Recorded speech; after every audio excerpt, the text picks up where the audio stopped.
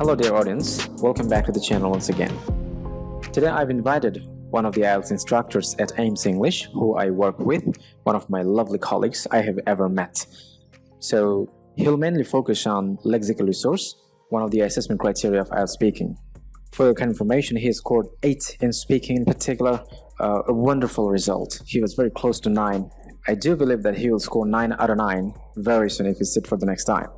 By the way, today we'll be focusing on Lexical Resource.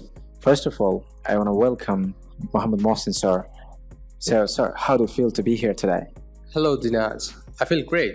How are you? I'm really pleased and honored that you have managed your valuable time for us. And my students, I think, will be benefited from. Today I'll be asking you several questions, but first of all, I want to know what Lexical Resource exactly means. So could you please tell me in detail? Well, thank you, Dinaj and Ahamed. So lexical resource is what I commonly know as vocabularies. In IELTS, you've got 25% of your total score in lexical resource. Sounds really wonderful, but many students don't know what they should focus mainly on. So could you please suggest something so that we can start right away? I would say before they get started with IELTS speaking, they should get to know about the assessment criteria. That would be helpful to focus on their skills. They can get to know about all the assessment criteria of IELTS speaking, say lexical resource, fluency and coherence, grammatical range and accuracy, and pronunciation. And they have to know how does it work and how do all the assessment criteria work and how they are going to be assessed. Wonderful. Thank you so much, sir. I think this will really help my students. Now I'm going to ask you one question. Should we focus mainly on the vocabulary? I mean synonyms or antonyms or phrases? What do you recommend for the students? Well, we know that lexical resource means vocabulary, but I think they should first know that what we know as vocabularies, like ordinary, we use vocabularies in everyday conversation. They have to use less common vocabularies. They shouldn't really go for, memorizing stuffs. Like they shouldn't really memorize random words. Rather, they should focus on the particular subject. Say, for example, they can learn vocabularies about sports. Because in your test, you may be asked questions about sports or music or cinema. So I think that they shouldn't really memorize random words. Rather, some less common vocabularies. And one important note I would like to suggest that you shouldn't really go for, fancy words. In my later talk, I'll be discussing about those. Yeah, you're absolutely right. I think the IELTS test taker should focus more on the appropriate use of words. I mean, wise choice of words, not the words they know or they can use properly. It should be based on the content and the context. So this may lead to a nice band score, I guess. Thank you so much, sir. And we are really enjoying the moment. So dear listeners, do you have a question? If you have a question, you can leave in the comment section below. We will definitely check and try to talk about this later.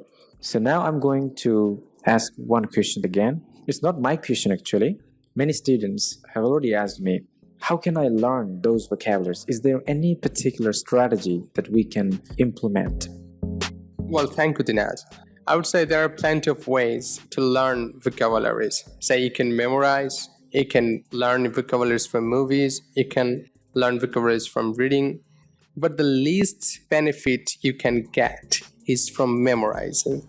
Because if you're really memorizing something, in your IELTS speaking test, you are less likely to use all of them. But what you are reading, say for example, you're reading a novel, you are reading a story, or you're reading any journal and you've got to know a particular word and you see the usage of the word, how it functions, how it is used. So you practice it and then you can really use later in your speaking. And definitely practice speaking with this vocabulary. You must use it frequently. So I would recommend you not to memorize the vocabularies. I'm saying it again. And I recommend you to learn vocabularies from practice and from any contextualized source. Say it can be reading, it can be any podcast, or it can be any talk show or something. Thank you so much, sir, for being so nice with that. I think the strategy you have just shared is amazing. We should not focus on memorizing. understanding is better than memorizing, of course, so we should maintain this. However, let's move on. Now, there is a misunderstanding out there. The students sometimes get confused. Either they should use rare vocabulary or the common vocabulary. So, could you please suggest which one should you go for? Yes, it's a very nice question, I would say, and this is one of the frequently asked questions. I believe that these kind of questions is a good sign that you are into speaking. So as I said that, like in our day-to-day conversation, we use ordinary vocabularies. But in order to score higher in your IELTS speaking test, you must go for the less common vocabularies, which you said that rare vocabularies, which is not commonly used. You can say, I like tea, or you can say, I'm fond of tea. So you see that these phrasal expressions like fond of is synonymous to like. But if your examiner asks you that, do you like tea or coffee? You can say either I prefer tea, that means like you like tea more than coffee. Or you can say, I'm fond of tea. These are the two vocabularies that are not commonly used, you see. Especially in our day-to-day life, we say that I like tea, I like coffee, I like pizza, I like this, I like that. So I would say that you should go for the rare vocabularies. And it's not a big deal, you see. You shouldn't really use, those fancy words to describe a simple matter. Rather, you should go for the phrasal or idiomatic expressions. Because trust me, phrasal and idiomatic expressions make your speech more natural and more native-like. Thank you.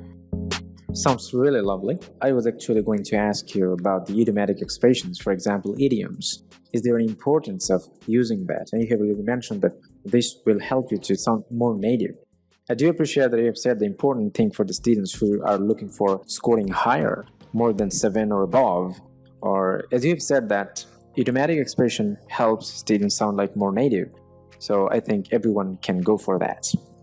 Anyway, sir, we have so many questions to ask, but because of time limitation, we are not focusing on. But only one question I want to ask today. What about the range of vocabulary? Sometimes we get confused. How can we expose ourselves that we have a good range? So in terms of lexical resource, how can we represent ourselves in front of the examiner that I have a good range? So what do you recommend? Well, thank you. Surprisingly, I've been asked the same questions again and over again. The thing that you must use some good range of vocabularies, lexical resource, you must show to the examiner doesn't mean that you will be using some vocabularies unnecessarily. Even I have found some candidates in my mock test that deliberately want to expose themselves. They're desperate to show their range. So it was a kind of show-off thing, I would say.